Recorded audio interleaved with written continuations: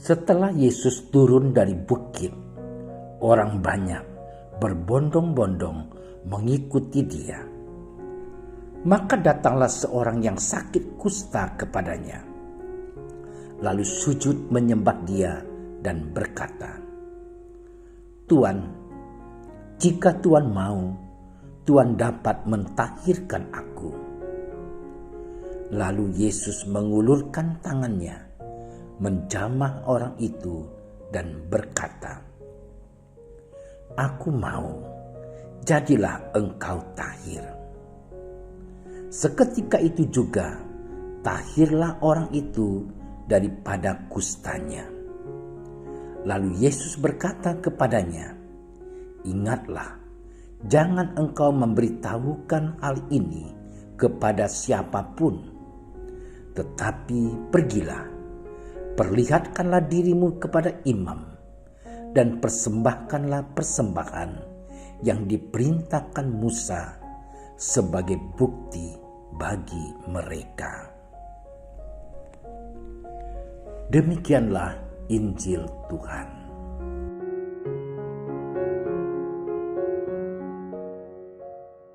Lalu Yesus mengulurkan tangannya, menjamah orang itu dan berkata, "Aku mau, jadilah engkau tahir."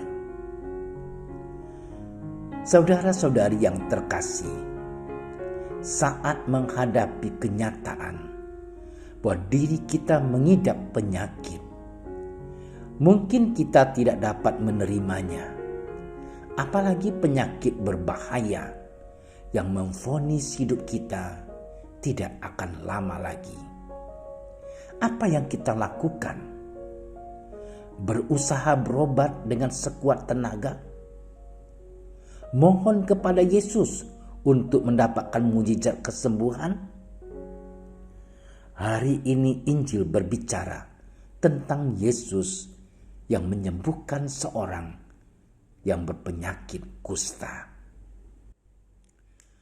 Langkah awal untuk mengalami kesembuhan adalah datang kepada Yesus dengan iman. Orang yang sakit kusta ini datang kepada Yesus, lalu sujud menyembah dia dan berkata, "Tuan, jika Tuan mau, Tuan dapat mentahirkan aku." Kata sujud menyembah berarti datang dengan penuh kerendahan hati. Banyak orang sakit tidak mau datang pada Yesus yang adalah juru selamat, tetapi mereka lebih memilih untuk mencari pertolongan kepada kuasa-kuasa gelap. Pernyataan, "Jika Tuan mau, Tuan dapat mentahirkan aku," adalah kata-kata yang positif sebagai ekspresi iman yang sungguh hidup dari si kusta. Saudaraku yang terkasih, bagaimana supaya kuasa kesembuhan dari Yesus terjadi dalam kehidupan kita? Syarat satu-satunya adalah percaya dan beriman kepada Yesus. Tanpa iman yang sungguh, tidak mungkin terjadi kesembuhan.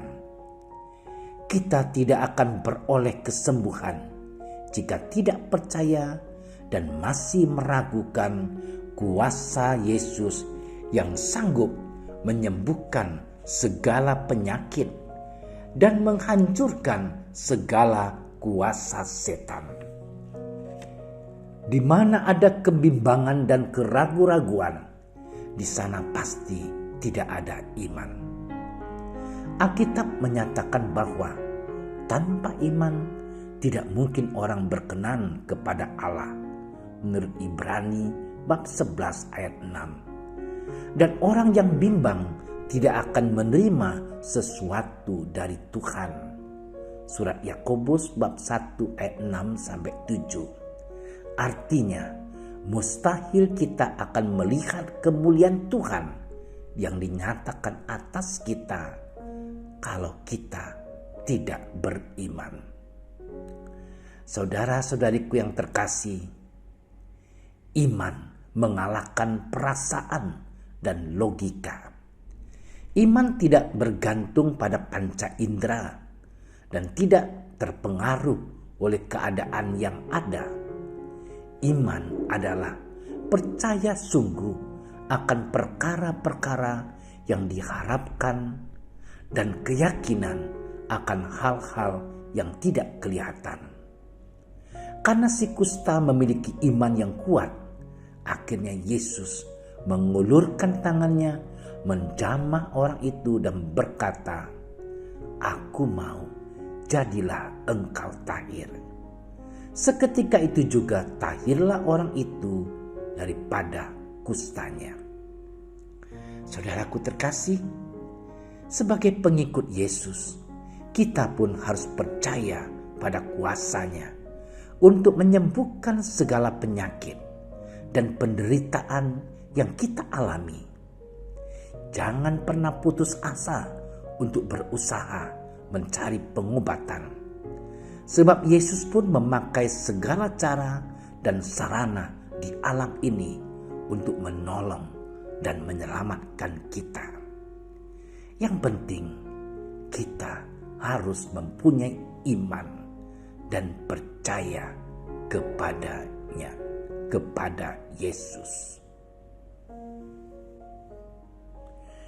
Yesus yang Maha Pengasih, jamah dan sembuhkanlah hati kami yang tertutup dan ragu-ragu akan kuasa-Mu, untuk menolong kami keluar dari penyakit dan penderitaan hidup ini.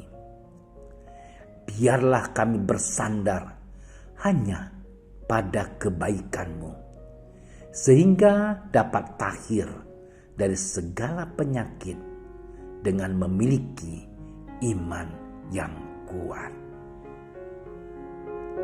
Amin. Terima kasih sudah menyaksikan renungan hari ini.